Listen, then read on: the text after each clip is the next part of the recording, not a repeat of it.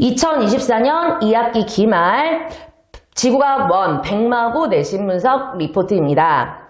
백마고의 이번 시험 범위는 3단원 우주 파트에서 중간고사 때 보았던 별의 물리량을 제외하고 별의 진화부터 끝까지 파트였습니다. 문제에 주어진 자료들이 대부분 기본 개념 공부할 때 좀 접한 그래프들하고 그림들이라서 자료 해석을 하는데 좀 어려움은 없게 보이고요. 대신 보기, 선지 문장들에서 주어진 자료들이랑 그리고 잘 매칭을 시켜야 답이 잘 나올 수가 있습니다. 중간중간에 선지에서 기본 공식들을 활용을 해서 계산을 좀 유도합니다. 계산이 약한 학생들 같은 경우에는 이렇게 중간에 끼어들어가는 계산 완벽하게 통으로 다 계산하는 문제이구나 하면은 그냥 안 풀고 넘어가거나 하는데 이제 여기까지는 내가 풀 수 있는데 계산이 여기 껴있네 이러면서 좀 약한 친구들 같은 경우에는 좀 변별력을 갖출 수 있었던 문제들입니다. 그래서 학생들이 좀 많이 어려워했기 때문에 등급컷이 좀 높지 않았다고 합니다. 이번 범위에서는요, 별의 물리량 계산이 좀 없었기 때문에 허블 법칙 그리고 도플러 효과를 이용한 외계행성 탐사에서 어떤 시선 속도 계산 문제들, 수능 유형에서 요즘 좀 유행하고 있는 변별력 문제들 요걸까지 나오지 않을까라고 예상이 되었었는데 논술형으로 이 문제가 좀 정확한 계산값을 요구하는 문제들로 출제가 되어서 난이도가 좀 매우 높았습니다. 좀 암기 내용이 워낙에 많다 보니까 변별력을 높이려고 이런 계산 문제들을 이제 마지막에 넣고 선지 보기에 굉장히 많은 내용을 담으려고 했던 것이 보입니다.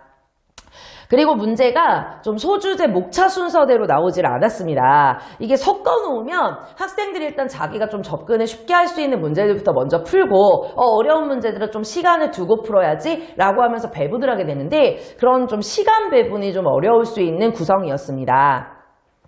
대표 문항을 보면 6번이 암흑 물질에 해당하는 문제인데요. 그래프로 어떤 회전 속도, 나선팔의 회전 속도나 이런 것들이 주어져서 굉장히 쉬운 기본 암기 문제인데 어렵게 느낄 수가 있습니다. 학생들이 어떤 자료가 자기가 외운 거랑 다르게 좀 새로운 게 주어지면 그냥 X축과 Y축의 어떤 비교를 통해서 값을 찾아내면 되는데 그냥 딱 어렵다, 난 이건 안 했나 봐 라고 느끼는 경우가 굉장히 많습니다. 그냥 암흑물질의 존재를 판단할 수 있었던 우리가 말로 지어지는 문장들을 그래프로 주어진 것 뿐입니다. 10번 같은 경우에 식현상 문제가 나오는데요. 이 문제가 좀 너무 기본형으로 나왔습니다. 이 문제들 같은 경우에 식현상은 이제 도플러 효과랑 뭐 응용을 한다든지 해서 나오는데 정말 쉽게 몇 배도 이렇게 딱딱 찾을 수 있을 정도로 쉽게 나와서 이 문제는 절대 틀리면 안 됩니다.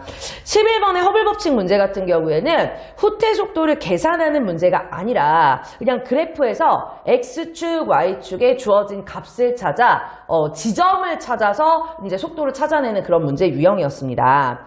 13번, 15번도 평소에 좀 많이 접하지 않았던 그래프이기는 한데 XY축의 물리량을 딱 파악을 하면 그냥 기본 개념 문제가 돼버립니다. 자료 해석 문제 같은 경우가 뭐 익숙한 그래프들도 나오고 이렇게 조금 낯설은 문제들도 나오기는 했지만 보기 선지를 봐보다 보면 그냥 내가 알고 있는 기본 내용 암기네 이런 문제들로 판단할 수 있는 것들이 굉장히 많았습니다. 값을 직접 구하기보다는 좀 이제 크기 비교를 해서 답을 내면 되는 문제입니다. 또 외계행성이나 또 생명가능지대 탐사, 빅뱅우주론, 현대우주론 같이 암기가 필요한 내용 같은 경우에 객관식은 굉장히 좀 쉽게 출제가 되었고요. 대신에 이제 외계행성 탐사에서 도플러 효과의 어떤 시선 속도 문제들 같은 경우에는 수능 유형에서 변별력으로 사용을 하고 있기 때문에 논술형 2번, 3번 문제에 그렇게 속도 계산 문제를 냈습니다. 2번 같은 경우에는 허블 법칙의 어떤 후퇴 속도 문제라서 공식 적용만 좀 잘하면 되는데 대신에 이제 몇 번 계산을 반복을 해야 되는 하나를 먼저 구하고 그거랑 비교해서 또다시 구해야 되는 공식 적용 문제였습니다. 3번은 요즘 이제 수능 유형으로 자주 출제되는 어떤 특수각이나 삼각비 그리고 벡터 이런 것들을 이용하는 시선 속도 문제였습니다.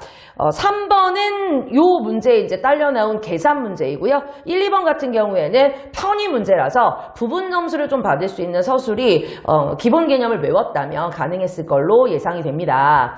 이번 시험에서는 아무래도 이제 별 파트에 별의 물리량이 좀 제외가 된다면 어쩔 수 없이 후퇴 속도, 시선 속도에서 계산 문제를 끌고 변별력을 갖출 수 있을 것으로 예상이 되었기 때문에 학원에서도 마지막 시간에 그렇게 계산 문제 유형들을 모두 풀어주었습니다. 그렇게 프리 유형 하나하나씩 다 봐서 이렇게 출제에서 썼던 문제들의 유형도 풀어주었는데요. 그것을 충분히 이제 활용을 하고 연습을 해보았다면 그래도 접근할 수 있는 문제들이었습니다.